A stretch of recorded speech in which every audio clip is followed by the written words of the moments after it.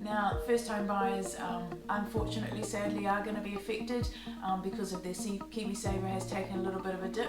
Obviously, more challenging for people that have just entered the market within the last 12 months. It's going to be tougher for you guys, and we would certainly recommend that. At the moment, we know that retail has been affected, but they did say that Kapiti has quite a large retail sector, and that is likely to be affected. So whether you're selling a house that's worth $500,000 or $5 million, it generally plays out the same way. So based on all of that, Kapiti, we think over the next 12 months that we may see the market soften by up to.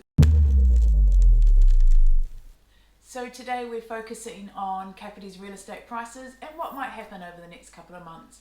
To do that, let's start at the beginning, the basic law of supply and demand. I guess you just got to say that Kapiti's market in the last 5 years has just been incredible. There's been a very limited supply of houses for sale, and an over demand from buyers in the market. It's really been quite incredible. To give you some context on that, I guess you've got to go back in time. I started real estate in 2003. What about you? A few years after that. Yeah, and in terms of numbers of properties that would be on the market, in a normal, healthy, balanced market, we would usually have between 400 and 600 houses advertised for sale at any one time in the Kapiti Coast. But on the extremities, we had the global financial crisis in 2008, and there were actually 1,000 homes advertised for sale on Trade Me at that point. And I just remember it was an incredibly difficult time to sell houses. Nobody had any money. Nobody wanted to buy a house. It was just people down the street. It was just so hard. It was just so hard. A buyer was a real commodity back then, and you really needed to work quite hard to bring deals together. But you know, to give you some real context on that, there were hardly any sales occurring every month. 1,000 houses advertised for sale, and I believe at the time the clearance rate to sell every house in the market, if no new houses came onto the market, was over 12 months, and that's just incredible, eh? And in contrast to that, the Kapiti market currently, we're sitting at only 200 houses on the market, which is just incredible. And if you look at that clearance rate that Mike's been talking about, on average, Kapiti sells 100 houses a month. So we're talking 8 weeks to clear those 200 houses that are currently on the market. And that's why we have seen such huge growth in Kapiti. Supply has been very limited. Demand, really, really huge. So let's unpackage that and look at the type of buyers that are buying homes in Kapiti. Yeah, so typically we've got 3 geographical buyer types buying properties in Kapiti. You've got your circular buyer, and these are your locals, your Kapiti people that are just moving within Kapiti. You've got your Wellington buyer. Now, those 2 buyer groups generally make up about 90% of the buyer activity in the Kapiti area. The other 10% are people buying from outside of the region, and that could be that they're moving, relocating for job, or they just want to be closer to family. And those statistics don't really change, eh? No. Whether you're selling a house that's worth $500,000 or $5 million, it generally plays out the same way. We were marketing a high-end property towards the end of last year, and we marketed it. It was all over the world. Yeah, it was valued around $5 million, and we marketed it to all the places where the expats hang out. So there was advertising going out in Dubai, Abu Dhabi, Hong Kong, Singapore, London. So we hit all of these places, and we ended up getting multiple offers for the property, but all the buyers were from Wellington, right? So it's just remarkable, and I guess getting a greater insight to how COVID-19 is going to impact on these types of buyers that are within the Wellington region is probably going to give us a few clues to what's happening with property values and how property values are going to be affected. Okay, we'll start looking at local buyers. So these buyers are made up from your upsizers and your downsizers and your investors and first home buyers. Now, first home buyers, unfortunately, sadly, are going to be affected because of their KiwiSaver has taken a little bit of a dip. Now we're hoping that is going to be just a short to medium term thing, and we know for many first home buyers, you guys have been saving for a long time and your deposit at the moment is just going to come up a little bit short. But hang on in there, it'll come back and you'll be rearing to go. So, but just to let you know that there are some really, really strong first home buyers that are still in the market. They have a really good deposit and pre-approval, and they are still hot and ready to buy right now. Yeah, that's right. So there are, obviously there are better quality first home buyers out there that have got a little bit more behind them, and that's going to make a big difference. So I guess the other local group of buyers that we've got in Kapiti are people that are sort of trading up and investors. Now, people that are trading up, well, they're probably going to be a little bit hesitant at the moment. We think that this is probably a market where people that need to do things are going to do them rather than wanting to do them. And people that are upsizing, there may not be an absolute necessity for it, so they may be a little bit more hesitant and they might want to see how things sort of play out. So probably not a lot of movement from that segment of the market. Now, your investors, a couple of categories here, right? We've got your mum and dad investors. Now, buying an investment property back last year was probably a great idea. These guys weren't getting much interest on term accounts in the bank. They could buy a property, it would increase at $50,000, $60,000 in a year, smash what they were getting at the bank, and obviously that's going to add to their portfolio for when they retire. Now, right now, I can tell you, I don't think there's going to be a mum and dad investor that's probably going to be interested. They're going to be a little bit cautious. Yeah, to anywhere near the same extent. And then, of course, you've got your serious serial investors, people with portfolios that have been doing it for years. Now, those guys are probably going to be, they're going to be out for a bargain. So next, let's look at your Downsize Buyer. Now, these guys might be in a better position than they were traditionally. So you've got your downsizers that want to get into a retirement village, and any downward pressure on the housing market will see a downward pressure on the retirement villages. So they're going to be buying and selling in the same market, so that's encouraging. Might not be much of a change there for them. The other type of your downsized buyer is those that don't want to go into a retirement village yet, but want to get out of their big house, big land, into something that's smaller and more manageable. Now, with less buyers in the market, because you might have lost some of your first home buyers and your investors, these guys are going to have a better chance of being able to put an offer in, even though they're going to have a house to sell. So that is really encouraging. Yeah, it's really positive, because we know that you guys, you ring up on houses, you can't make a move because you're stuck and you'd have to sell your house and all that kind of stuff. We know, we hear it. But now this is probably the first time where you're going to be able to do that with a little bit of confidence, because the market's moving and probably going to be moving in a slightly slower lane than it was previously. The only challenge for you guys is going to be that your more expensive home might be a little bit more challenging to sell, but hey, that comes down to the skill of the real estate agent at the end of the day. Now, the local economy is also going to be a driver in all of this. A couple of days ago, we sat in on an Infometrics webinar hosted by Brad Olson to brief the Kapiti Council and local community leaders and business leaders on how the COVID-19 pandemic is going to affect our local economy. And we've got a few sound bites from him just up on the screen here. So I guess, and just noting with all of this, these are very strange and uncertain times, and some of the things I'll show you today are probably not going to be particularly optimistic. I suspect, in fact, our view is one of the most pessimistic for how the economy is likely to evolve nationally, but at the same time, we do feel that is the most realistic outcome given how much of a structural change COVID-19 presents to the economy. We're expecting that economic activity will decline for the next 12 to 18 months or so, and then remain at that lower level for another 6 to 9 months before slowly starting to pick up again. And it's going to take, by our estimates, around about 3.5 years or so for the economy to get back to the same position that it was pre-COVID-19. And of course, there's still more activity that we have foregone through this crisis.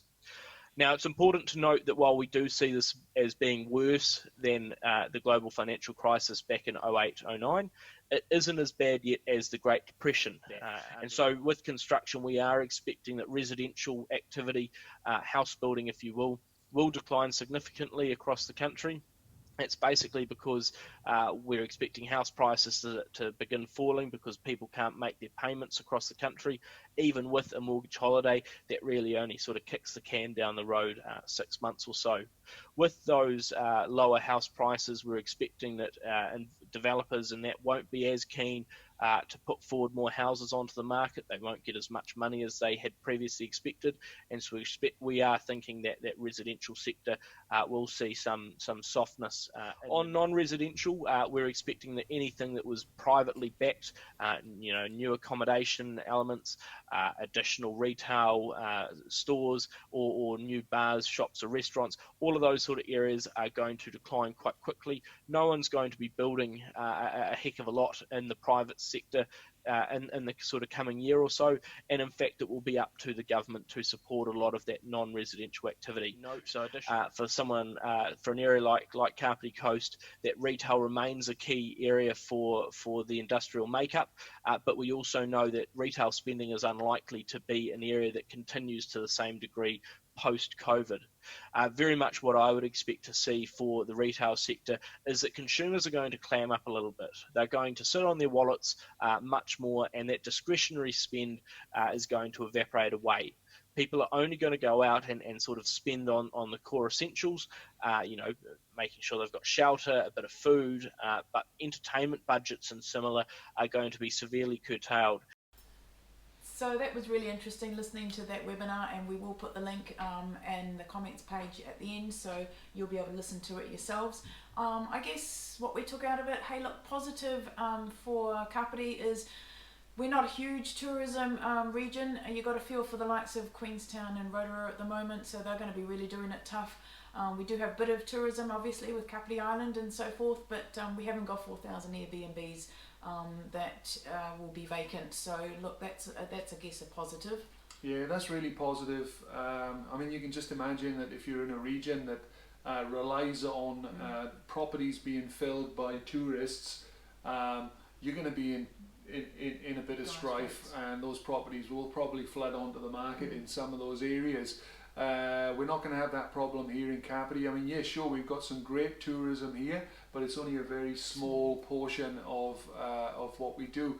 One of the interesting things that I heard was that 1 in 3 people that were quoted are self-employed and run small businesses. So, and I think that information came from the census, didn't it? So, that's going to be really tough.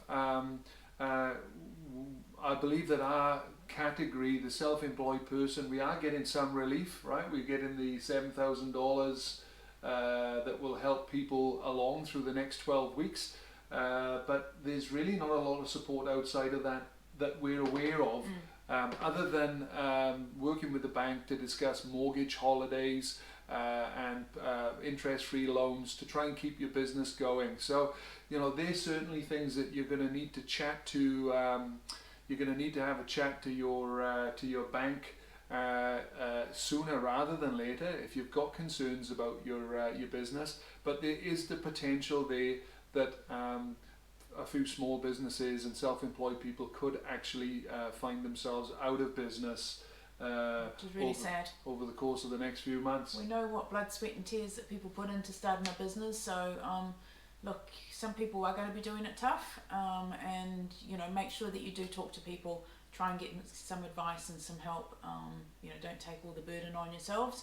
Make sure you do talk to people. Yeah, and the other segments of the market was construction, and I think there was some topics of conversation there that the residential construction sector will probably pull back. Developers are going to be a little bit gun shy, and they're going to be less likely to take on big projects, and that residential sector is probably going to migrate over to the commercial construction sector, which is going to have an influx of money from government infrastructure projects like schooling, roading, hospitals. So perhaps a little bit of a shift there in that area, but hopefully not a reduction. And what else came out of it? Retail, which obviously at the moment we know that retail has been affected, but they did say that Kapiti has quite a large retail sector, and that is likely to be affected. So by how much we don't know, but yeah, it is going to be affected. So that's our local economy covered now, and I actually feel pretty positive, because I think that we've got a good mix in Kapiti. We're not all our eggs in one basket. Yeah. We don't have a high tourism rate, so hopefully not too many people affected by unemployment, which could have an impact on the market locally. I guess the next place that we've got to look is towards Wellington. Yeah. And the Wellington buyers and maybe their situation. So, let's cover off on that. Yeah, so traditionally your Wellington buyers are your retirees that are wanting to get a bit of money in the bank and move out of their larger home in Wellington. You've got your young families that are looking for a lifestyle change, or you've got your not quite at retirement age yet, but thinking about doing it in 10 years' time. So buying an investment, renting it out, and then moving into it in 10 years' time. So look, Kapiti has always been historically so popular for Wellingtonians, and that has just been more evident over the last few years, where we've seen a lot more Wellingtonians moving up. So look, positive news there is we don't think that's going to change at all. So if anything, I think it's probably going to be a little bit stronger. Yeah, it could be stronger. I mean, let's run a couple of scenarios. Somebody that's, let's just say that somebody in Wellington is on two incomes, husband and wife on two incomes. They lose an income, and obviously they've got to try and claw that back somehow. They could probably come up to the Kapiti Coast with the median house sale price differential being a little bit lower up at Kapiti. They could probably come up to the coast, reduce their mortgage size, probably improve their quality of life. I was going to say, have a better lifestyle. Yeah, someone's going to be at home. So they're probably going to improve their quality of life. It's a great lifestyle environment on the Kapiti Coast, as we know. So that's going to be a real positive. And those things just aren't going to change, So that's something that we're going to see. I think whenever there's a squeeze, a downward pressure, obviously things have got to migrate either side. And with Wellington being down there at the bottom of the North Island, it's just going to push more buyers potentially up to Kapiti, and we're going to look a little bit more attractive. And I think a real positive, if you can say there's a positive out of COVID-19, is the understanding now that people have got around working from home. I think there would have been a lot of families that were in town thinking, I'd love to live on the Kapiti Coast, but God, do we really want that commute every day? Well, I think we've learned now that, it is quite feasible to work from home, and these families are going to say, hey, look, I could do 3 or 4 days from home and only go into the city for 1 or 2 days a week, which would just be perfect, and they get the lifestyle that Kapiti gives, which is just a real bonus. So I think that will be a huge change for some families who were on the fence maybe before about whether they wanted to move to the Kapiti Coast. I think this has taught them that it's doable. Yeah, I think that's going to be a big driver. And of course, let's not forget Transmission Gully. It's getting close to being completed. We've been waiting for it for years. Those that do have to commute to Wellington just going to get so many benefits from that. I mean, we already know that it's been a driver for a lot of Wellington people that have moved up over the last couple of years. They've come up because they've known that Transmission Gully is going to change things significantly for them anyway. So. Yeah, and that's just getting closer and closer, and it's soon going to be realised. So we're really looking forward to that happening too.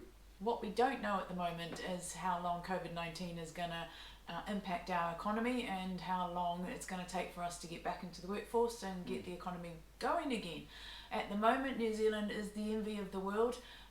We've gone from 70 cases to 60 cases to 50 cases, and today we've gone to 29. So, that is just incredible, amazing, and a fantastic start. So, we just need to keep that going. Yeah, huge positivity from that. I just think that every day this is it's almost like it's too good to be true. But it's just incredible because it's going down, down, down, and it looks like we really could potentially stamp this out because New Zealand is an island. We can control our fate. We're very fortunate in that respect, and I just think the country's done so well in working together to stamp this thing out. It's remarkable. So well done New Zealand for that. But of course we've got to remember that New Zealand isn't on its own. There are other factors in world markets. We know that there's big problems in the US. And we also know from history that all of these markets are indelibly linked. So we're not really sure what the trickle-on effect from that is going to be long term. Obviously, our tourism industry is going to take a tough time for some time. Positively, though, that we have got fantastic exports, and we do help the rest of the world with dairy and fish and fruit and so forth, and wood and things like that. So those things are all staples that the world needs, and we can supply. So thank goodness for our agriculture. So I think things are looking really positive for us. It's just we've just got to keep that trend going. So based on all of that, Kapiti, we think over the next 12 months that we may see the market soften by up to about 7%. That will also mean that there will be an increase of houses coming onto the market, and we also think there's probably going to be a decrease in the amount of sales per month that we'll see on the region. So 7%, hey, look, it's going to feel strange. We've been in a market that's been going upward, and potentially we could be in a market that's going downwards, and this is going to be unusual for a lot of people. But just to give you some context there, we've had huge growth on the Kapiti Coast for the last few years. The current median sell price in Raumati, for example, is in the high sixes. I think it's around 690. If we dial back 1 year, the median sell price in Raumati was around 600,000. And if we come back 3 years, it was around the 500, high fours. I believe it was in the high fours. So, even if we did see a reduction in prices, maybe of 7%, you could be talking $50,000-$60,000 on a median sell price house. But in perspective, it's less than 1 year's growth that we've achieved in the last few years. So hopefully not going to be too big a deal. Obviously more challenging for people that have just entered the market within the last 12 months. It's going to be tougher for you guys, and we would certainly recommend that you have a chat to your mortgage provider if you are finding it difficult, because we know there are a lot of opportunities for you to seek help with mortgage holidays. But sadly we know that some people won't have that luxury of time and will need to sell straight away, and then it's about doing the best that we can in the market that we're in, and that includes getting the house presentation fantastic, great marketing. Yeah, and great negotiating skills, and elevating that property above the competition so that the homeowner can exit the market for the best price possible. Now, those are the fundamentals in real estate, and they don't change whether the market's going up, down, or sideways. So that's where the emphasis is going to be for us over the next few months through this difficult time. Now, it's also important to remember that market shifts in real estate occur over a period of time. It's not like the stock market where you get big swings that occur overnight. Now, currently in Kapiti, we have equilibrium in the market. There are motivated buyers, they want to get on and purchase, and they're working with their own driving factors. Now, those factors might include having a pre-approval for a mortgage that is due to expire, and those guys I want to get on and buy. Or you've got circumstances where people may have sold unconditionally prior to COVID-19 and they are just hanging out for lockdown to end so they can actually go out, look at houses and buy something. Or alternatively, you could have people that were renting, the landlord is now selling, and they're in a position now that they're going to go out and buy something instead of renting forever. So there is plenty of heat in the market, people, and the scary part is, as we've discussed earlier, there are only 200 houses on the market for sale in Kapiti at the moment. And at the moment, while we're in lockdown, there's no real opportunity to bring anything onto the market until we come out in 2 weeks. Now, those motivated buyers are still going to find it pretty tough to buy something right now because there are only 200 houses for sale. So we think it's still a good market right now, and if you are the type of person that's thinking, gee, this is something that I'm going to need to do maybe in 3 or 6 months' time, it could be a good time to get ready, start preparing and doing the groundwork now. And obviously we would need to chat to you about your particular circumstances if that's the case. From a Voyle & Co perspective, we've had more inquiries than we probably anticipated during lockdown, which has been fantastic. We've probably on average been getting 10 to 15 buyer inquiries every day, which means that the market is still really, really strong, which is great. Yeah, it is really strong right now, and we hadn't anticipated it. We didn't know what to expect, but inquiries are definitely coming in, and we're not expecting that to change as long as there's a pipeline of people that, you know, they need to finish that process. They want to finish that process and get on and buy. Now, that said, we are expecting the market to transition more into a buyer's market over the next few months. We're anticipating that there may be a few job losses, and some customers are probably going to need to come onto the market and sell. Obviously, there's no one-size-fits-all piece of advice for people that are thinking of buying and selling in this market. So please give us a call if you want to have a chat, and we can give you some advice. Yeah, and look, I think it's really important to qualify where you get your advice from, especially in a challenging market like this one. There will be real estate agents that have come into the industry in the last 4 or 5 years. They will have only have known a market that's gone up. It's been an abundant market. There's just been so many buyers, and those agents probably aren't going to be equipped with the negotiating skills to handle a market that might be going sideways or potentially going down. So definitely something to think about there. Yeah, and that's why we're pretty confident about where we are at Voyle & Co. We've got huge experience, local knowledge. I think between Peter, Wendy and ourselves, we have over 70 years of real estate selling experience.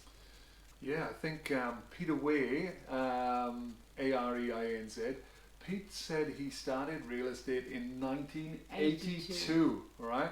And that means that Pete would have gone through the 1987 stock market crash, and of course the GFC.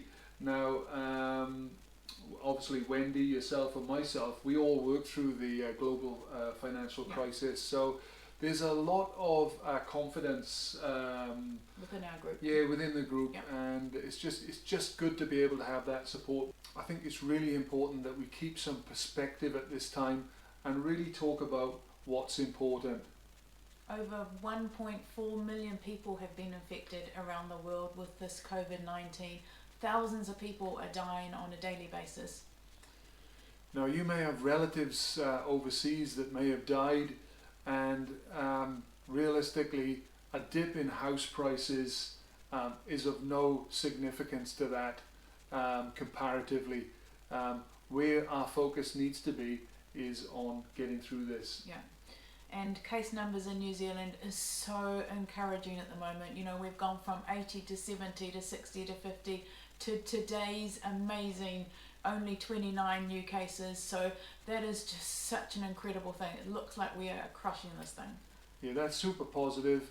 The thing that I'm really encouraged about is that there hasn't been any clusters in Kapiti, and of course we know that Kapiti has got the highest population of people over the age of 65 in the country who could potentially be the most affected. So I'm just so pleased that people in Kapiti are doing what they should, and they're following the lockdown protocols, washing their hands, and staying inside and social distancing if they have to go and do the groceries. Yeah, and remember, Mike and I are happy to help anyone in the elder community that needs help with their grocery shopping, or you know somebody that needs help. We're very, very happy to help with that.